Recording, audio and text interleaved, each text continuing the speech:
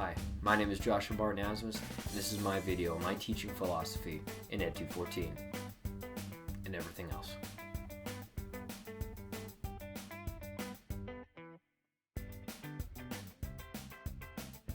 So as much as I like seeing real life me, I like to bring it over to stick figure me to explain my personal teaching philosophy.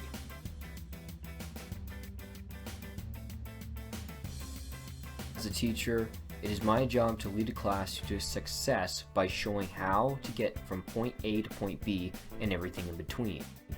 It's not simply barraging your students with raw facts and data, but instead exposing them to methods on how to control their academic environment.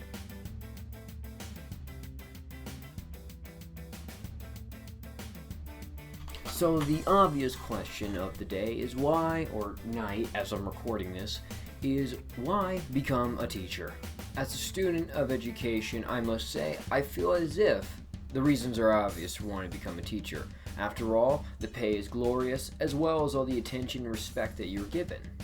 So that joke has already been said about 1,000 times before, and I've taken 5 takes where I've messed it up, so we're going to move on. Find teaching something worthwhile, primarily because it's something I find fulfillment in, and it's a way I can express myself through various techniques, arts, give it as what you will.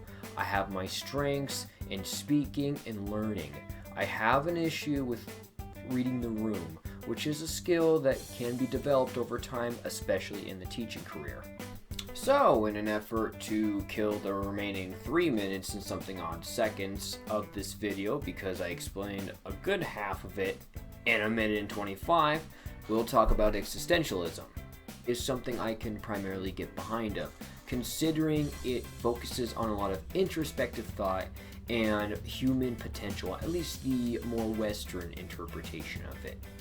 Introspection, or what we learning teachers might call it, self-reflection, or the reflective professional, is the practice of thinking of how to go about life in an organized fashion.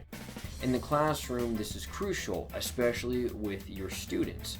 In order to effectively give a message, how can you do that without thinking about what you just said? Building off existentialism, there are some other ideas or practices I like to involve with my teaching, and that is always remembering that actions speak louder than words. Kids and older students will latch onto that indefinitely. So it's important to remember that whatever philosophy you feel so attracted to, that you practice it in your personal life and not just in your professional life, because it will definitely show. It will seep through your practices, and whatever you try to do, whatever excellent development as a dedicated professional is expected to be, can be ruined by simple neglecting of the personal self. And that's why I appreciate existentialism so much, because I find it's easier to practice in your personal life and not exclusively to your professional life. My professional life being wanting to be a teacher. So what I hope you can take away from this video is I myself am a self-proclaimed existentialist, primarily because I appreciate the values such as introspection, self-reflection, that build in to the reflective professional.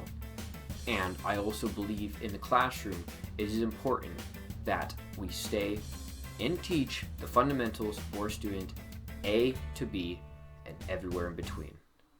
Thank you for watching my video, and I hope you learned something just like I did.